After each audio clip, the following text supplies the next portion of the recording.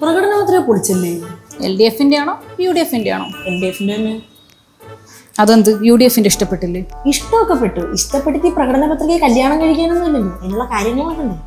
രണ്ടെണ്ണത്തിലും pension 3000 ആക്കുന്നൊക്കെ പറയുന്നുണ്ട്.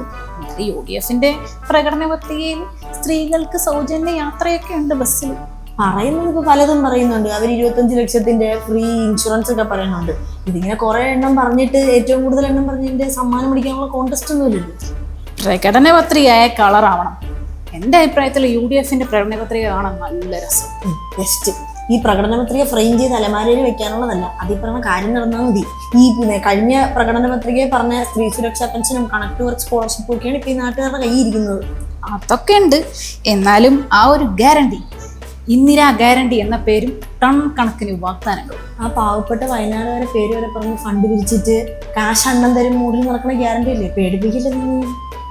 ഭരണം കൂടെ കിട്ടിയാലുണ്ടല്ലോ UDF ഒരു പൊളിക്കും. മര്യാദയ്ക്ക് ഓടിക്കൊണ്ടിരിക്കണേ. ഈ നാടിനെ പൊളിക്കാതിരുന്നാൽ മതി. കുഴപ്പമില്ല, ടെൻഷനില്ല, നാട്ടുകാർ നോക്കിയോളൂ അതൊക്കെ.